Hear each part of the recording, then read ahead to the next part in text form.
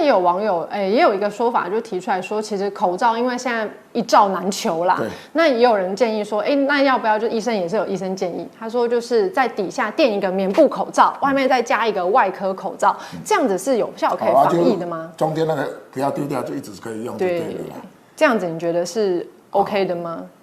我是觉得说不要那么紧张就可以了啦，因为口罩。你想那么有用，当然是有用了哈。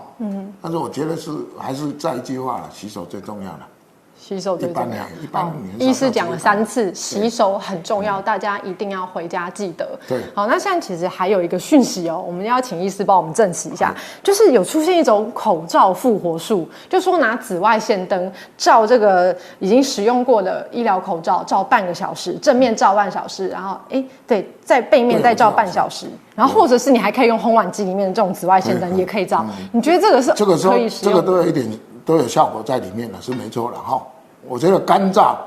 还有温度，这个都是病毒最讨厌的，一个因素，所以这样做是可以的，我是觉得说也可以了，没错了，尽量就是不要外出，少去医院，人多的地方不要去，因为我们台湾毕竟跟大陆很近，而且我们台商很多都是在大陆嘛，现在大陆不止武汉了，北京、上海通通有啊，连温州现在听说还要封城了。所以表示说它的传染力是很强，可是很奇怪，就是说它的2次感染并没有那么强，而且死亡率又低，这很奇怪，这个我就觉得说，所以我一开始就怀疑说，它会不会是一种生化武器？大陆人在研究这个生化武器的时候，不小心传到外面来，然后一直扩散出来。因为我听说他们是在那个华南海鲜市场，武汉有一个华南市场，确实从那边出来的。这个市场的外面20几公里处有一个 SARS 病毒研究中心。我的认为可能是这里面有哪一个研究在里面做研究的人，他刚好得到 SARS， 或者是就是说被感染了，或者是他手上有沾这个病毒，然后跑来这个华南海鲜市场买东西又怎样传染给其他的人或。就直接撒在这个那个食物上面，结果一直传染下来，的可能性，这个是我认为是80%以上。所以有可能是网络上说的是生化武器这个名词。我是感觉，因为你的感觉就是讲，奇怪，那在大陆附近的人第一次传染的人，为什么会死那么多人？可是一直在外围一直过来的时候，死亡人数一直递减了。生化武器就是这样啊，前面浓度很高。后面就越来越少了，没有办法，因为它的传染力不是自然衍生出来的东西，它传染力很低啊。所以刚才这个所在是外口的一直照去啊，这是生化武器的特征嘛。所以我也感觉是有可能啊。大陆就为了要证明说这个不是生化武器，我们绝对没有做这种东西，所以他故意就跑到那个华南海鲜市场去做一个检验，就是把里面的所有卖的东西做了552个样品。然后发现有32个阳性，就是说有大概1/20左右是阳性，所以他们确认这个感染是从那个海鲜市场出来的，这个让人家就更认为你这个叫做此地无银300两。你台湾讲到要死看不是不是？这是自然现象，其实是掩饰你的问题嘛，这个叫此地无银300两。那也有网友现在在说啊，就是觉得一个礼拜只有2个，真的好少。那个口罩重复使用，我们刚才医生也有提到了，就是你如果说真的口罩真的不够用的话，下面垫一层棉布口罩，外面再罩一个外科口罩。对。然后医生也是觉得说，那个紫外线灯其实消毒还是有效的，也是有效，干燥温度。对，那现在最主要又有跑出一个问题了，厉害了！这个网友提问说，没有口罩的话，有没有用 DIY 的办法自制口罩呢？医师，你有没有办法做出这样子的防疫口罩？可以啊，你用棉布穿2个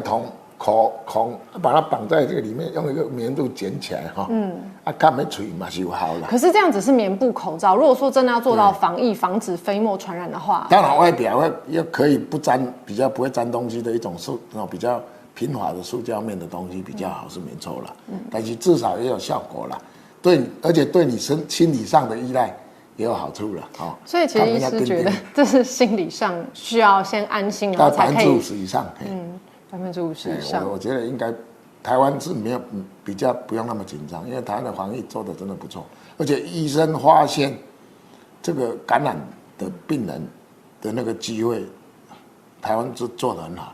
我们台湾医生真的有那个无非的警觉性。是因为我们带头在前面跑的这个医师是之前曾经抗 SARS 的，对，大家惊到嘛，大家惊到啊，所以现在不是健保卡里面有标志说这个人刚从武汉回来吗？对，结果这些人厉害，他就不带健保卡，他说我要健康呢。啊，医师有听到这个讯息？有啊，我们医师里面就有碰到好几个是这样，他武汉回来他不拿健保卡来，因为健保一上去你就知道你武汉回来，对，所以他也不带，他说我没有带，我没有健保卡。所以有出现这个讯息是宁愿就是缴那个抵的那个押金，然后不带健保卡去看医生的这个情况，已经在医师圈出现了，有这样的情形。没错。那所以我们现在就健保局给我们一个更方便的地方，就是说，如果你发现这个人不带健保卡，而且你发现他可能是大陆回来的，你可以直接就打电话去问这个人的那个底细，就是他的病历状况，对，健保局就会告诉你，对，这个人是什么时候回来。他们现在已经开始在做这个事情，所以现在这个讯息还没有说太多人知道，可是医师之间已经都有，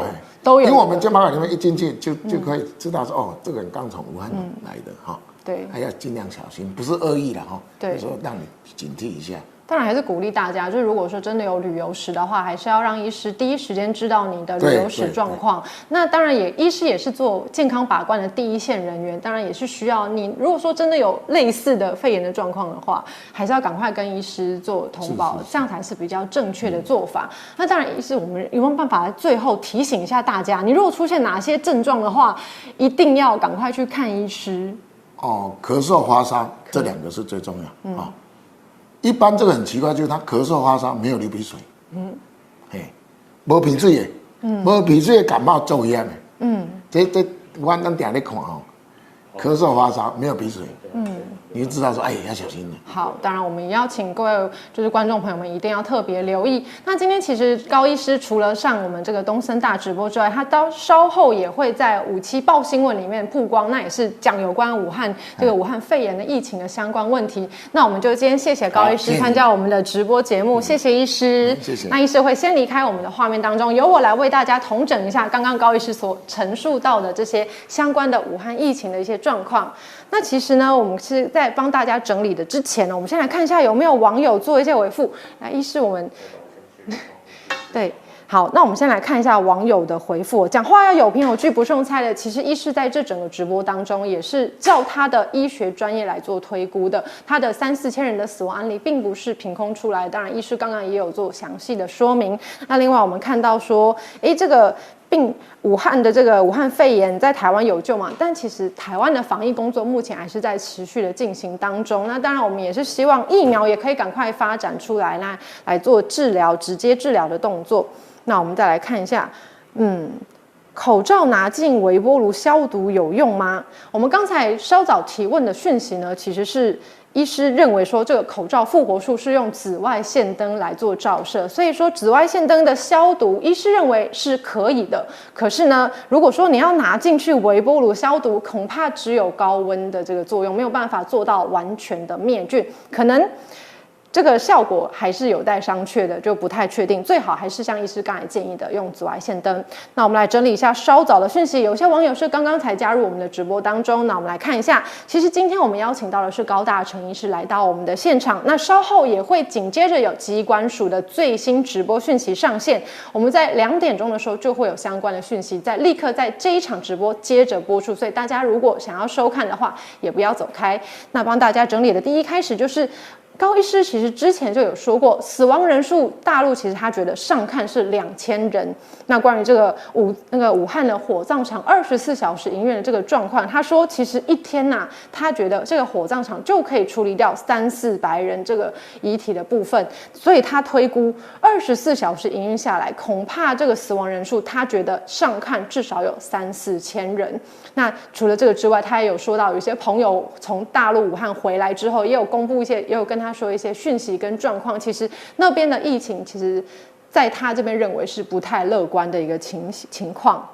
那另外，如果说这些具有传染性的病患死亡之后呢，我们当然台湾这边也会进行解剖做一些后续的研究，那是不是可以找到病因或者是治疗这个疾病的这个相关方式，当然也都有待我们医学后续再持续进行研究。而且其实有这3-4千人死亡的这个医师有提出了这个说法之外呢，他还说其实台湾的感染机会不太大，而且因为现在他觉得是感染的人数还都算是比较少的情形，而且10岁以下的小孩很少被感染，所以也希望各位爸爸妈妈先不要太焦虑。当然口罩、防御等动作还是要戴好，出门在外也要勤洗手，然后保持手部的这个清洁工作一定要做好。所以大家如果说在外面的话，当然也先不用太恐慌，只是一定要谨慎面对这一次的疫情。